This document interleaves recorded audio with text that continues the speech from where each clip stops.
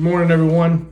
Just want to give some updates and some information about baseball, where we're at currently. Weightlifting will continue this week, Monday, Tuesday, Thursday. It is an open season, so Coach Sanchez and Coach Nally will be getting with the players that are at weightlifting currently and getting with them about the days that they'll need to come so they can bring the proper things for those workouts. Couple of items getting ahead of the game. Make sure that if you purchase cleats this year, that they are black cleats for games. I'm not really concerned about the color as far as practice is concerned, as long as it's school colors, obviously, white or black or gray shoes. But for games, they need to be black. Primary color needs to be black. They can have a secondary color of Vegas, white, gray, whatever that may be. It's fine. JV players will need to have a pair of white game pants and gray game pants with black piping.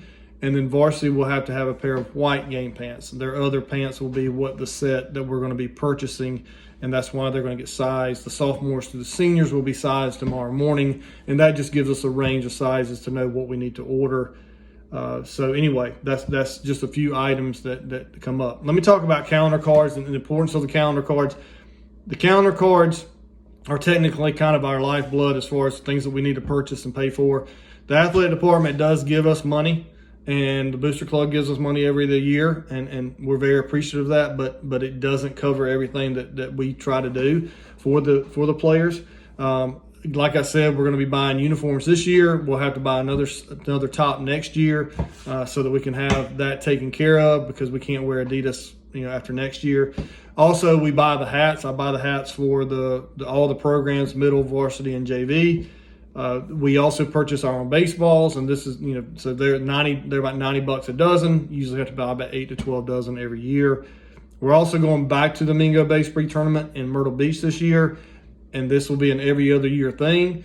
And so that will allow every player within the program to go at least one time in their career and experience that. And then obviously we buy training aids, and there's things that pop up with the field. We may have to buy bases, we may have to buy new base plugs, covers for home plate, and the pitcher's mound, things like that pop up. So anyway, tomorrow morning they're going to be getting this packet. It's got 20 cards in it. Pretty simple. They're going to put their name here at the top.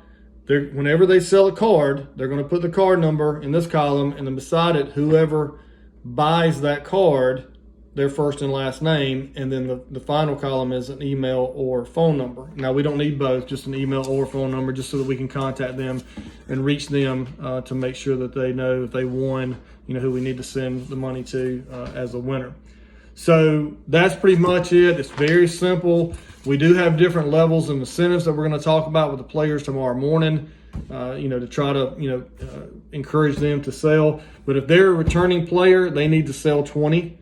And then if they sell 20, then they'll get their number embroidered on their hat. If they're not returning, then they have the option of whether or not they want to be involved in the calendar card fundraiser. We're not going to require them to do it. We're only requiring the returning players to do this. But we do, we would like for the new ones to our program to do it as well. I don't want them to carry around cash. I know it's inevitable. They're going to, somebody's going to, they're $10 per card, and somebody's probably going to hand them a 10 because they have $10 of cash. But I would like for them to utilize Venmo and Cash App if they've got it. I know a lot of the high school players probably have it. And then the middle school parents probably have one or the other. And so if a parent has it, if a middle school player has a parent that has it, if you can put, whatever it is, maybe write it on the envelope somewhere to where somebody could buy it very easily that way. A lot of people are taking advantage of Venmo and Cash App. But if they do get cash, we encourage them to make sure they try to bring it to us the next day.